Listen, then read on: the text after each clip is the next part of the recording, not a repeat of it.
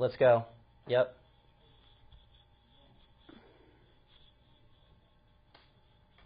So you're going to be over here. Oh. Let's go. Good.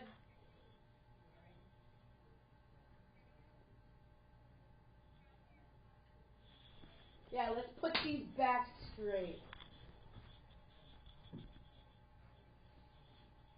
I'm going to try to cut out the chair. Thanks.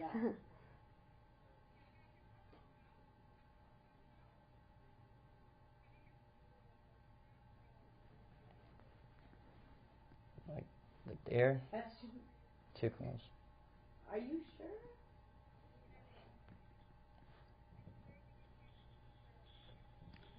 Which way? Which way? Oh. That's fine. That's so much room. Yeah. Let's go. Let's go.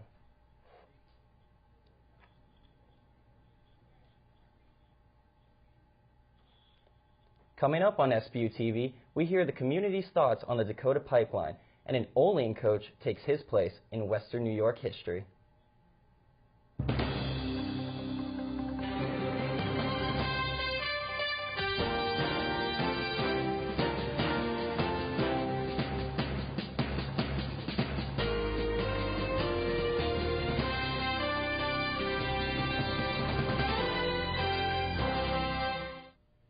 Hello and welcome to SBU TV. I'm Josh Svetz.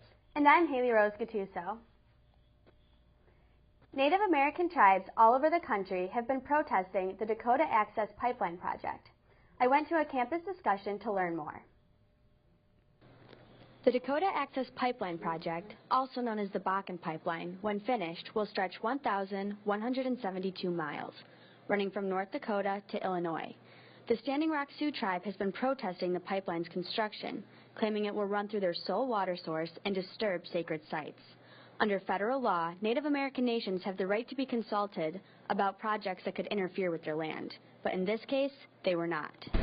People gathered here in the Quick Center on Monday to participate in a public discussion about the dangers of the pipeline. The most common concern was the potential damage it could cause to the environment. The Great Law tells us that we have a responsibility not only for ourselves, but for the environment. Members of the Bonaventure community asked how they could help and get involved. The answer was not a financial one. You have to be careful about some of the fundraising sites, because some of the funds aren't going to the Standing Rock Nation or even to the cause. There's people out there just taking advantage. The best way to help is to educate yourself and others. If you're not aware of the dangers of it, or whether or not you think it should go through, that's your responsibility to be informed, to get educated. For SBU TV, I'm Hailey Gattuso. People are showing their objection to the pipeline by tweeting #NAPL. A speaker series program that started over 10 years ago at Boston College made its way to St. Bonaventure University. Brittany Slomba reports.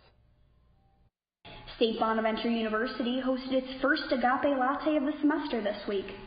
Agape Latte is a speaker series program that provides a comfortable space to bring the conversation of life, love, and faith together. Professor of Theology Bob Donius led the program in both song and conversation. Where is your deepest gladness? And where is the world's greatest need? And where do those come together? That's your vocation. That's what you're called to. Not only did students attend the Agape Latte for a faith-based conversation, but also some sweet treats and a hot cup of joe. The program provided several different desserts and beverages for students to enjoy while they listened to Professor Donius. Coordinator Jessica Laursen talked about how far the program has come in just a few short months. Tonight was the first time I felt that this was an actually very comfortable space for everyone. People were laughing, people were talking to each other. We had conversations in the midst of our speaker. Laursen added that around 150 students attended Agape Latte. For SBU TV, I'm Brittany Slomba. The next Agape Latte will be held in April with guest speaker Nicolette. This week in our series on local businesses, Madeleine Faircloth headed to a backyard pizzeria. Thin, crispy, gooey, and brick oven baked. Yep, we're talking pizza this week. Hungry yet? Olean's own Brooklyn Bakery brings a big city taste to a small town backyard. The only question is, flat or folded? After 20 years of making pizza for local franchises, owner Michael Dipaola wanted to be on his own payroll for a change. And what better place to start than his own backyard? I started working at Pizza Hut in Olean back in the mid-'80s. Worked in various places all over for about, I'd say, 20 years of doing that. I started thinking seriously about opening something for myself.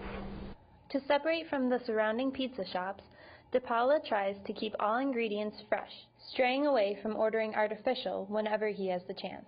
Our mushrooms are all fresh, hand-prepped. Same with the broccoli, the fire-roasted red pepper. Most places would just buy that pre-packaged and for convenience, but every time we can get around that, we like to bring a more fresh product to the customer.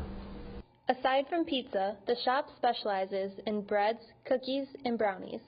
Orders are call ahead for pickup or delivery only and is open Monday through Saturday from 12 to 9 p.m. For SBU TV, I'm Madeleine Faircloth.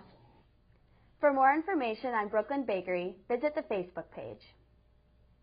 An Olean basketball coach just set a record for winning the most games in Western New York history. Amelia Kibbe has the story. Olean High School basketball coach Jeff Anastasia, the thrill of the game means just as much as his winning record. In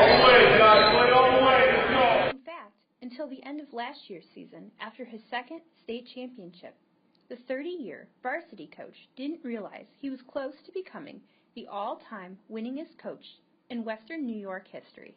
A gentleman come up to me and he said, "Coach, who's your ninth game going to be against next year?" Well, I said, What's the ninth game mean? He said, "Well, that's when you're going to become the all-time winningest coach in Western New York." A few weeks ago, in a game against Fredonia, Anastasia figured out that could be his game. He said, "I haven't even thought about what I'm going to say." That win was Anastasia's 545th. But for Anastasia, it's never been just about the winning record. The league just gave this year's team the Sportsmanship Award. Olean is a class group of young men, and I believe that. Of course, they won the league title after a 14-game win streak, too. His secret? Anastasia says he's always well prepared, something his current captains appreciate. I consider Coach A a legend for sure. Grow up, Olean basketball, you think, want to play for Coach A. He pushes us, but he really cares about us, as people. Anastasia says he couldn't be more grateful for all his past and present teams and coaches. Anastasia plans on coaching only a few more years. His goal before then, another shot at the state championship. With SBU TV, I'm Amelia Kibbe. Anastasia says the former record holder, Mel Polano, now 91 years old, called to congratulate him. This week, Ethan Kibbe traveled to Nature's Remedy, a store committed to a holistic approach to healthcare. Here's more. On Main Street in Allegheny lies a business dedicated to providing the public with all-natural health care. Nature's Remedy offers more than just the supplements you see behind me. They also offer flowers made from ancient grains and organic foods, like this coffee. The shop also provides massage therapy and reflexology, but owner Linda Kruppner says it's her dedication to customer service that keeps the business profitable. When you can see people's health change, you can help them when they have no hope, that's what's most important. Longtime customer Linda Stuck agrees. The Lord has sent her here to help people, to heal them. Stuck credits Kruppner with helping her through bouts with cancer and osteoporosis.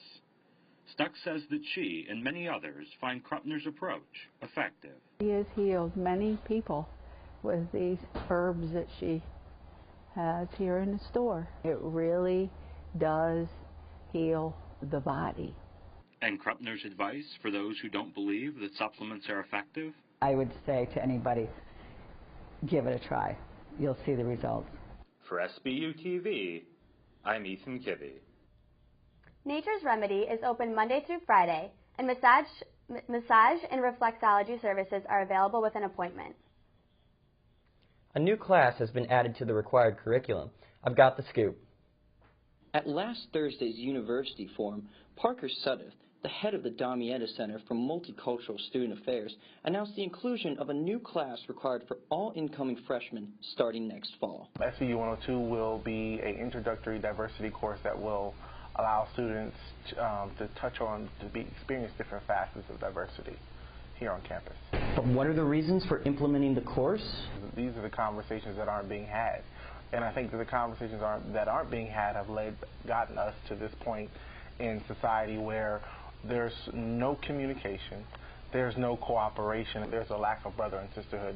Make them feel comfortable that they're coming to a university that values, their story. As for what current students can do to improve race relations, Suddeth says it's as simple as just reaching out to minorities. I do think that it's a responsibility of the white students involving themselves to be welcome to it, and not only be welcome to it, but go and be that bridge. For SBU TV, I'm Josh Svetz. The class was just approved last week. Suddeth says it will focus on current issues regarding race and connecting students of all backgrounds. A few weeks ago, SBU TV got the details on St. Bonaventure's response to the governor's proposed college plan. This week, Amelia Kibbe has an update. Bonaventure University interim president Dr. Andrew Roth said he hopes New York Governor Andrew Cuomo's proposal for higher education affordability also allows students options when it comes to choosing schools. Last week, Roth sent a letter to the Bonaventure community asking for support for private universities. In January, Cuomo announced a plan that would cover tuition costs at state universities for families that make less than $125,000 a year. Roth says that plan eliminates some choice for future students, as well as hurts local economies. If there were no Houghton and Houghton, no Elmira and Elmira, no Utica and Utica, and I don't think the governor's thought that through. However, he says a plan for affordable higher education is needed. The best solution would be to simply enhance TAP. The TAP is Tuition Assistance Program. It's the state-based, need-based financial aid program. Increase that to $6,500 a year, which is what they're talking about at the SUNY schools, and increase it to family, up the income level so that families who make $125,000 a year or less are eligible for it. This aspect of the plan, Roth says, would accomplish two things: make higher education more affordable and not threaten private universities. With SBU TV, I'm Amelia Kibbe. In the letter, Roth asked the community to stay up to date and to call or write to legislatures in support of private universities.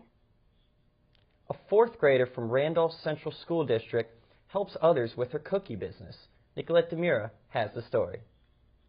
Starting a business to help the less fortunate people in the community has always been a big dream for Madeleine Griffith. I have always dreamed of having a business, so one day my Mom and Dad helped me make it realistic.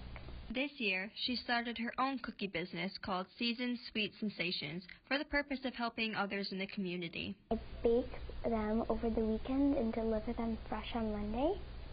And what I do is I sell 2 cookies in a gift bag for $2. Each month, Natalie bakes cookies and donates a share of the proceeds to local charities. Donating to charities across Cattaraugus County is her main focus. In March, I am thinking of doing a Lucky Lemon cookie and donating to the Make-A-Wish Foundation.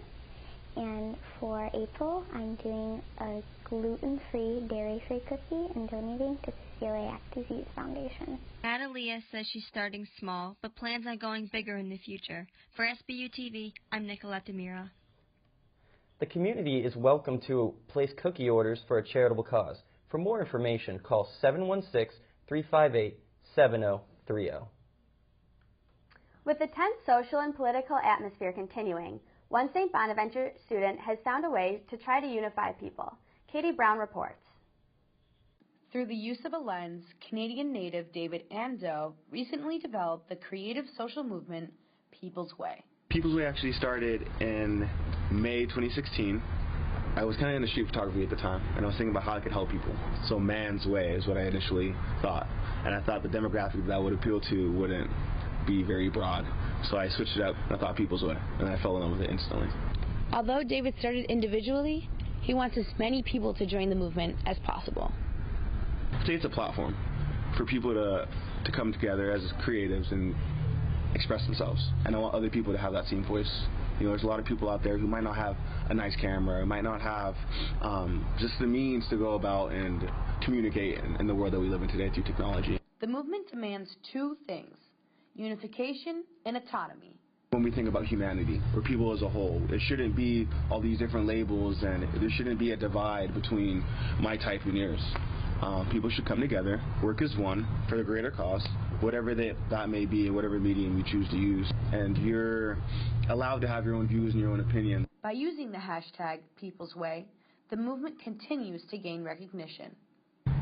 Not even being a year, like, it's just come so far since when we first started talking about it, and knowing that it's gonna keep getting bigger and bigger, and that's gonna keep inspiring more and more people. For SBU TV, I'm Catherine Brown. To see more of the People's Way movement, search hashtag People's Way and check out David and Rachel's Instagram. St. Bonaventure's Wellness Director weighs in on millennial social media use. Natalie Kucko has more. With social media platforms like Facebook, Twitter, and Instagram, it is possible for millennials to become too invested. That is why it is important to maintain healthy boundaries when it comes to social media. I spoke with Chris Anderson, who offered insights on the issue. Boundaries in social media are important. What types of things is a person willing to engage in and discuss? Gossip situations are very unhealthy. In today's day and age, everything can be accessed with a click of a button, but is that helpful or hurtful? We can also engage in social media use, particularly millennials, in ways that, again, encourage maladaptive or unhealthy behavior patterns as opposed to healthy behavior patterns that will ultimately benefit somebody's life and career. Spending less time on social media can benefit in a healthy lifestyle, but you must pick and choose. For SBU TV, I'm Natalie Kucko. Anderson also suggests finding positive coping methods to counteract too much social media use. That's all for us here at SBU TV. Thanks for watching, and check back next week for another newscast.